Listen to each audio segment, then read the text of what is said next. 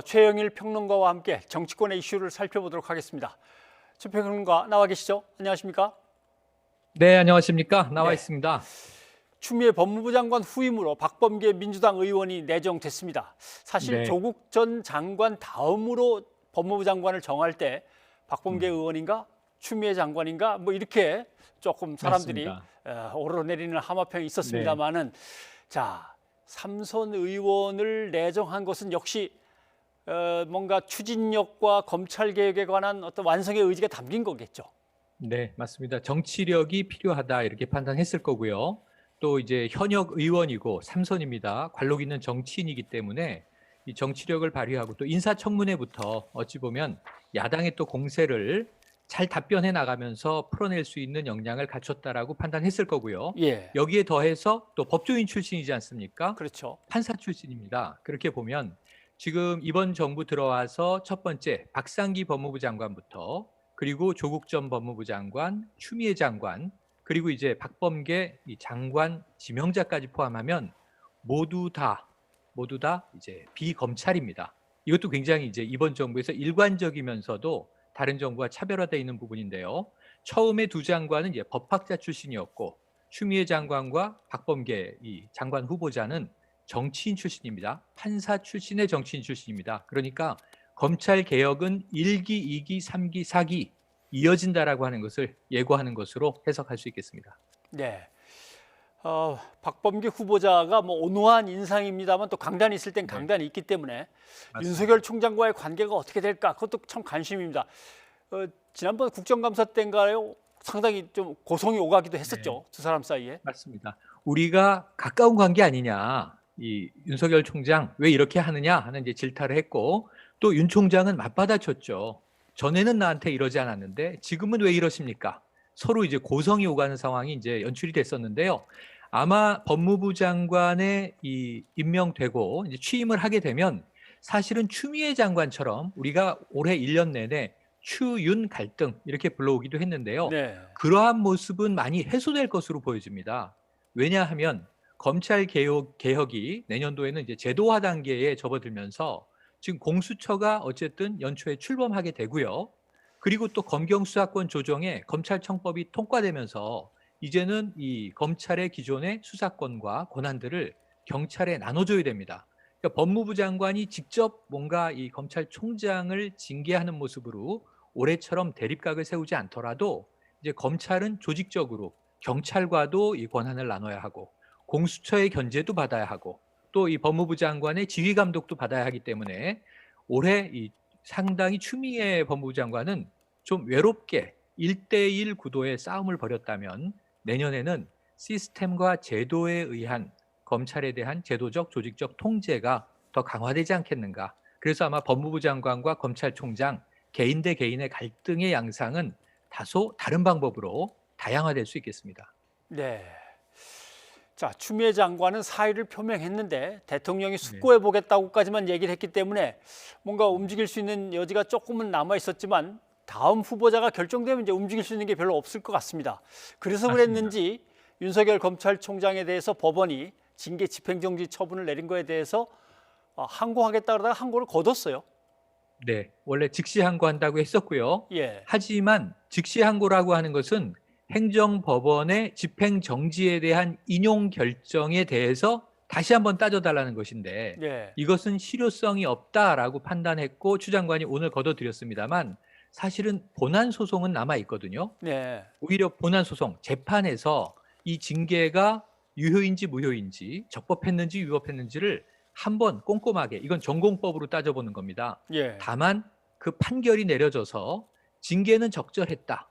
위법하지 않았다라는 판결이 내려지더라도 그것은 이제 윤석열 검찰총장의 임기가 다 끝난 이후 언젠가가 될 것이기 때문에 실효성은 없지만 다만 이제 한번 재판으로서의 판단 기록을 남겨볼 수는 있겠죠. 그래서 예. 본안 소송은 진행될 것 같고요. 즉시 항고는 실효성이 없는 것으로. 그리고 문재인 대통령이 이미 국민들에게 불평과 혼란을 초래했다고 사과를 한 마당에 법무부 장관 입장에서 또 다른 아마 엇박자를 내기는 어려웠을 겁니다. 오늘 이 대목에 대해서는 또 추 장관도 사과를 내놓기도 했습니다. 네.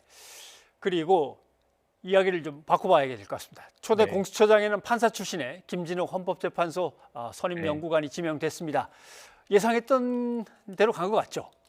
네, 예상했던 대로 갔는데 그럼에도 불구하고 이제 원래 정현정 변호사가 이 복수 후보에 오를 줄 알았는데 추천위원회에서는 의외로 이건리 후보가 이 검사 출신입니다. 올라오지 않았습니까? 예. 국민권익위원회 부위원장인데 그러다 보니까 이게 구도가 재밌어졌죠. 판사 출신 초대 공수처장이냐, 혹시 또 검사 출신의 이제 초대 공수처장이냐. 그런데 이 부분에서 역시 한 뭐 7대3 정도로 김진욱 후보가 우세하다라는 판단이 많았었는데요. 결국 이변 없이 비검찰 출신의 판사 출신의 김진욱 후보가 초대 공수처장 후보로 낙점이 됐습니다.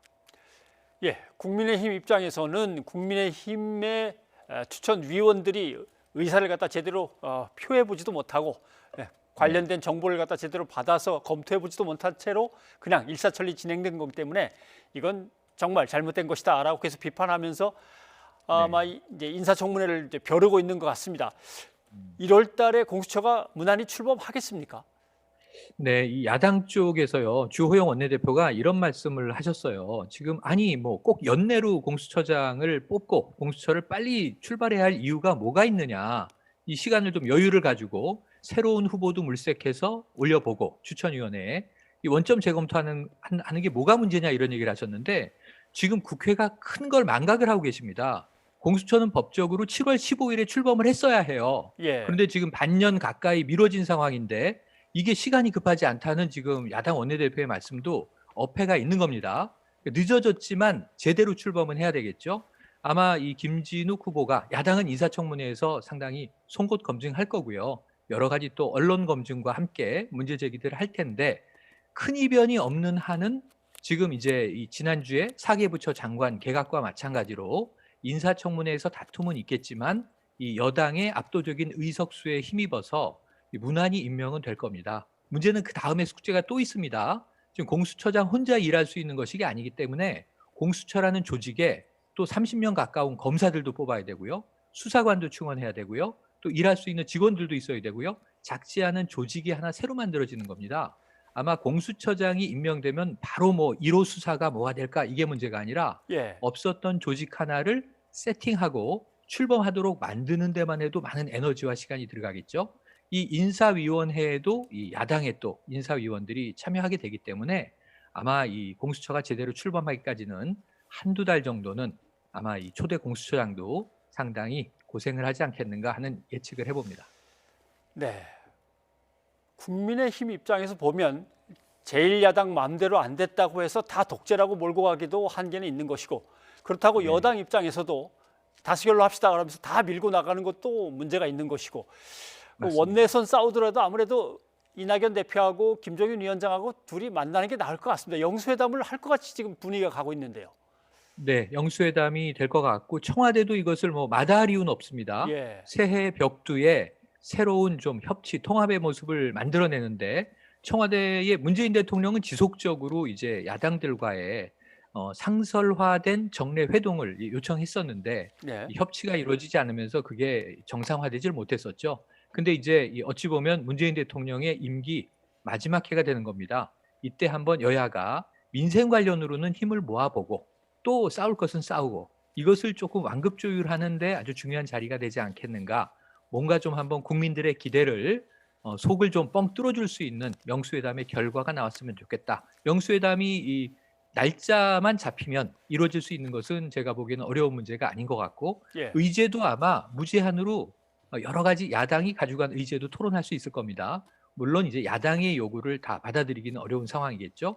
그래서 공수처가 지금 이제 독재 기구가 되는 것 아닌가 하는 일종의 이제 이 선전 이 부분을 이제 야당이 전개하고 있는데 이것은 4월 재보선을 향한 또 하나의 이제 공수처에 대한 일종의 이제 문제 제기 또 이제 흠집 내기 이런 이제 정치적인 또 요소가 숨어 있습니다. 이 제일 중요한 것은 공수처가 출범해서 국민들 보기에 치우치지 않게 공정하게 이 7천 명의 고위 공직자를 대상으로 우리나라의 부정부패들을 좀 해소해내면서 국가 청렴도를 올린다면 이것도 공수처가 민생에 기여하는 길 중에 하나인 것이 지금 OECD 국가 중에서 청렴도가 높은 국가가 생산성이 높다라고 하는 연구 결과도 있거든요. 예. 공수처가 국가적인 기여를 하는 모습을 초기부터 보여준다면 여당에 유리한 국면이 될 것이고, 공수처가 초기부터 많이 또 이제 방황하고 표류하고 헤매게 된다면 야당의 이제 득점 포인트가 될 가능성이 있어서 이 공수처의 출범에 어떤 국민적 이미지를 형성하게 될 것인가가 매우 중요해 보입니다. 네, 알겠습니다. 오늘 여기까지 듣도록 하겠습니다. 최영일 평론가 고맙습니다. 네, 고맙습니다.